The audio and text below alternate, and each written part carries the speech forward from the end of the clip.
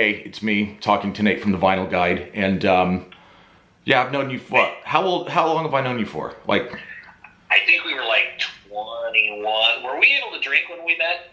Yes. Was that an option? Okay. All yes. Right. We met through girlfriends. Vinyl Guide.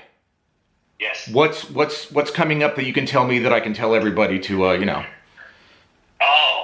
Well, so a couple of things. Number one, obviously we have a podcast, which everyone can hear at thevinylguide.com, and there's all sorts of links there. So there's the weekly podcast there. Yeah. But I'm also, so I've got some guests I'll talk about here in a bit there. But I just got back from Vietnam, and I'm starting to upload some videos of my record shopping trip there on my YouTube channel. Nice. So if you go to YouTube and I just Google, I'll put it all in the description. It's all good. I don't know any of this stuff, so yeah, just find us, and you'll see these videos of me kind of zipping around Hanoi on the back of a scooter. We're just trying to find some cool records overseas. Yeah. How many did you pick up roughly? I actually didn't pick up that many. I picked up a small handful, but the weirdest thing is I ended up picking up mind you, this is all the way over in Southeast Asia, an original Blue Note pressing, pressed in the U.S., and also a Van Halen Women and Children First promotional copy. This is a copy of the record that the record label gives away to people in hopes that they'll promote and listen to the record. A lot of times they're radio stations, or there's someone who has some influence in the music industry got this record at one point, and somehow it wound up in a crate in a dusty shop inside Hanoi, and it is now part of my collection. Is that the one with Dave chained up, like it has a poster inside the vinyl? Well, yes. It did at one point. This one did not, though. The poster's gone. In fact, that poster of Dave kind of chained up is not that easy to find anymore. I think it was only on the first pressings of Women and Children First, and for some reason, a lot of those posters got hung up on a wall. I shouldn't say for some reason. I pretty much know the reason. I'm sure the guys bought Women and Children First to hear Eddie Van Halen's guitar, and their sisters stole the David Lee Roth poster and put it, on the backside of their bedroom doors. That's what I assume happened. Hey, do you know what I did? I had one. Do you know what I did with mine? What did you do? I threw that shit in the bin. What's dropping next on the Vinyl Guide?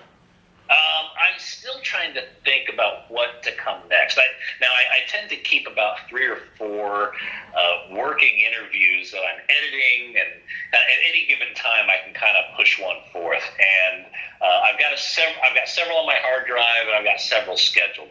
I'll say right now I've got probably in the next few weeks you'll hear Bev Bevan of Electric Light Orchestra. Nice. On the show, and he's going to talk about his time with ELO, recording Out of the Blue, his time with The Move, his time with Black Sabbath. He toured with Black Sabbath on the Born Again tour. Nice.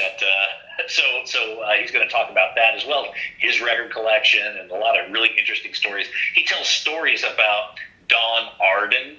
Don Arden used to manage him, and how Don was just this big, tough guy, and he tells some pretty burly stories about kneecap breaking and stuff. So that's going to be fun. I also, interestingly, just spoke to Greg Renoff of Van Halen Rising. He's the author of that Van Halen book, which we all love, and we had a long, detailed conversation about Van Halen. There's not a whole lot of Van Halen rare records. In fact, the Women and Children First poster is probably one of the few collectible Van Halen records. But there's a couple others that we talk about. We talk about, of course, the whole Sammy thing and whatnot like that. And so yeah, good, fruitful conversation with Greg Renoff. But we also have several other episodes that I'm in various states of editing and scheduling right now. So it could be either one of those, could be another one. I'm not sure. I could get an email today of someone that's releasing a record in the next couple of weeks, and I'll prioritize that. I never know really till the weekend before. Yeah, I really enjoyed the last 3 I listened to was the 2-parter with Trace Bruins from Bungle and Gene Hoglan. Those were so good. Thank you. Yeah, the Trace Bruins ones were quite remarkable. He was such a nice guy. We got along really, really well, and I think part of it is because we both kind of come from California and were raised kind of around the same time. So a lot of our memory touchstones are very similar. And we had, in fact, he talked about finding these really rare records just by chance. And some of those records were the same ones that I found by chance. So it was pretty amazing. And he also revealed a lot about Mr. Bungle. And that was really, really important to a lot of Bungle fans out there who are starved for information. So, yeah, I'm glad you enjoyed those. What's been like milestones for you or highlights for you? Well, some of the milestones, some of the episodes that were really important to me. Episode number 100 was big because that was our kind of triple digits. That, to me, making 100 episodes is really kind of it really confirmed to me that my commitment to the show. There's a lot of podcasts out there that start off with 3 or 4 shows and they go strong, and then they start to peter out around 10 or a dozen. Some even make it over 40 or 50, but 100 to me really means, I was able to look back at that with pride on the body of work and still feel energized going forward. And of course, with episode number 100, we had Henry Rollins as our guest, and he is a big-time record collector, and we nerded out about, etchings and run-out grooves and how he files his records. I mean, we went kind of deep, and that one was specifically for record collectors. He also talked about some of the stories behind some of the albums he was on and that sort of thing. So that was really, really fun. That was a big episode. But it's not just the people who are kind of musicians or, on the charts or anything like that. To me, it's also the show. Some of the most interesting episodes are with people that are behind the scenes. Maybe their names are small on some of the records, but incredibly important contributions, like Bernie Grunman. He masters, a great deal of the records that are considered kind of audiophile quality, and the ones that are, he mastered Thriller, and he told the story about how many times he had to cut lacquers on Thriller. That was fun. Also, Joe Harley. Now, a lot of people don't know Joe Harley, but he masters the Tone Poet series for Blue Note Records. And he talked about going into the Blue Note archives and what it was like to be able to get those master tapes, from some of the jazz greats, and Hank Mobley and Art Blakey, finding those tapes and remastering them for modern, heavyweight audiophile records. That was episode 140, 150 something.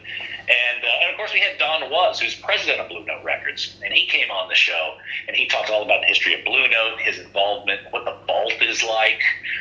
It's kind of funny, if you listen to the Don Was interview, he has these beads on that he wears around his neck all the time. If you Google a picture of Don Was, you'll see him. He's got the hat, the scarf, and he has like beads, almost like Mr. T, but wood. Right.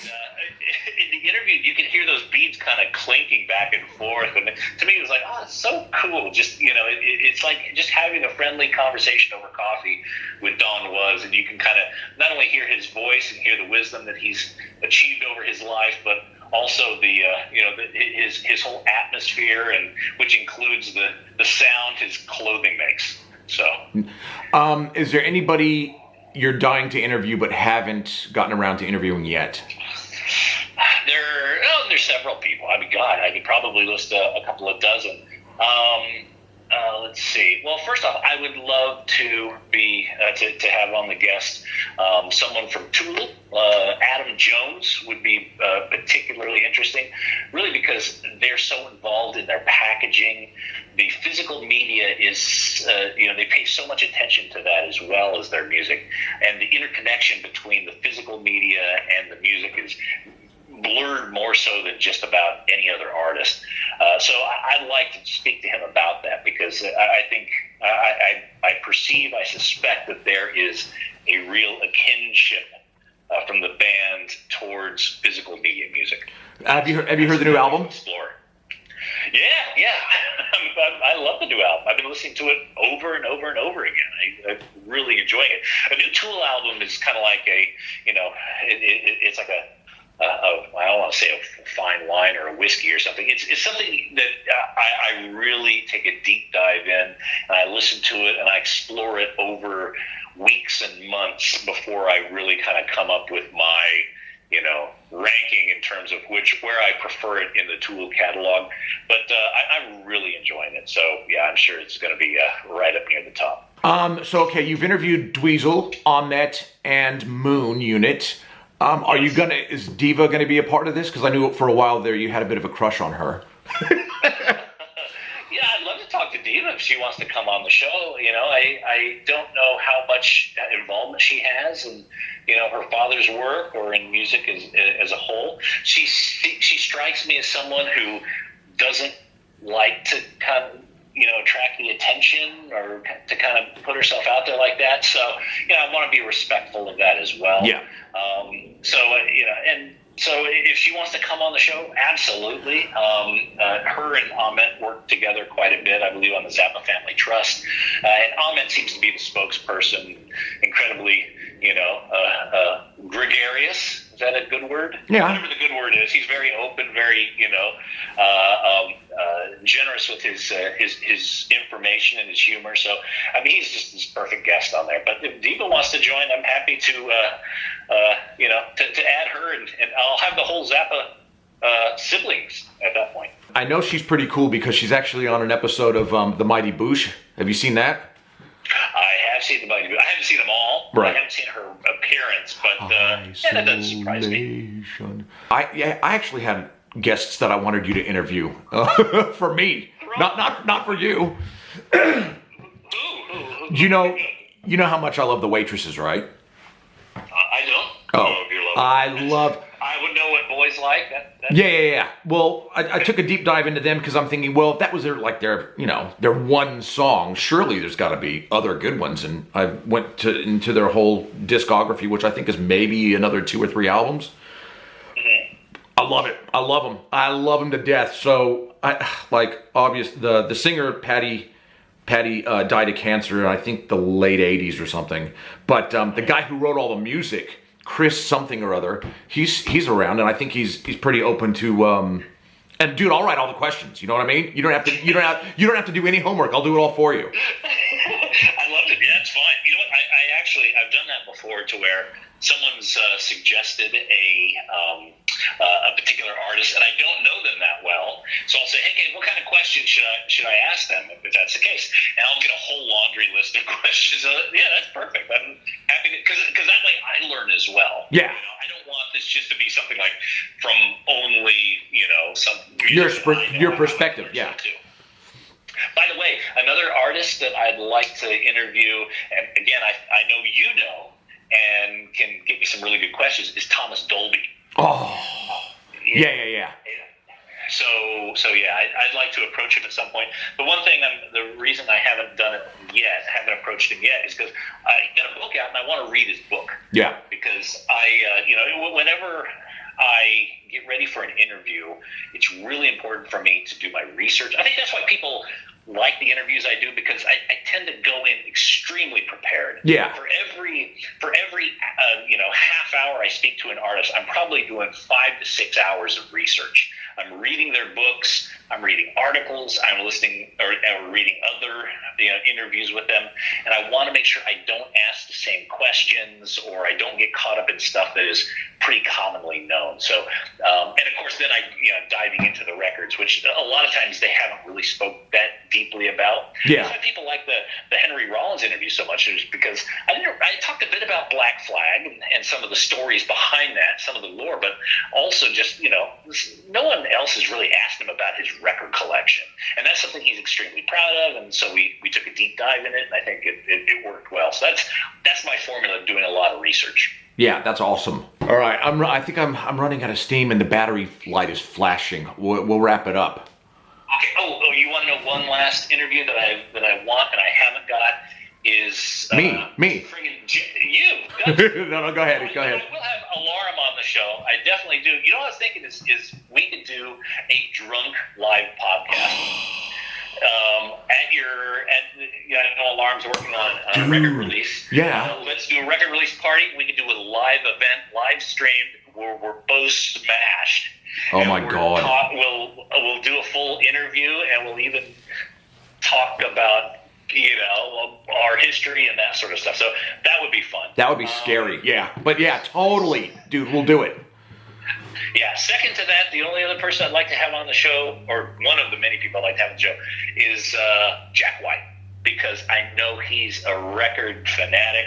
I've had his business partner, his cousin Ben Blackwell, on the show. He runs Third Man Records, and he's got a lot of information about the history of, all these kooky records that they've done and these marketing gimmicks and stuff. That was a really fun episode as well. But yeah, Jack White, I'd love to have on the show at some point. I think it would be more of kind of, let's talk about vinyl, let's talk about records. What is it that really kind of gets you going about it? What is it that you enjoy about it? How do you feel about the vinyl revival, and what do you think Third Man's role is in it? I mean, Jack White is a guy, he really kind of arrived on the scene at a time when live music and rock and roll was at a bit of a nadir. Yeah. And he's one of the handful of people who really kind of helped, I won't say save it, but who's helped kind of rejuvenate it. Yeah. Do you listen to vinyl every day? Like, how much do you listen to vinyl? Well, I'll listen to music probably 3-4 records a day. I start off in the morning, I'll put something on. Maybe I'll get through a side or 2.5 sides before I have to go to work. And then I'll, at home at night, I'll listen to some. If I'm around the weekend, I'll probably listen to 3 or 4 a day. So, yeah, probably average about 3 records a day. Do your kids have requests? Do my kids have what? Requests. Yeah, they kind of stay out of my way when it comes to music. I've been given some guidelines from my wife as well, of what not to play in the morning. I'm forbidden from playing Mr. Bungle and King Crimson in the morning, at least until she's got her coffee or kind of warmed into it a bit. Yeah. But for the most part, I play DJ in the morning. I try to start us off with jazz and then kind of go to something a little bit more intense. This morning I just started with Rage Against the Machine. Nice. And everyone was into it, yeah. So, dude. Yeah, I'm always exercising the turntable. You know what I do at work when the guys are pissing me off? I put on Bungle Disco Volante. and I don't have, I got a proper stereo system at work, so loud that you can't be in my area. So yeah, we will crank Bungle, and they get mad, and I love it. La la la la. I know the dick without now. When are you coming to Melbourne next? I was going to come in the next couple of weeks, but I think that's going to have to be pushed out to maybe early November. So I'll see if I can get down there a little bit sooner, before Christmas, I'm hoping. Dude, in March, you got to come. I think it's March. Ginger are playing.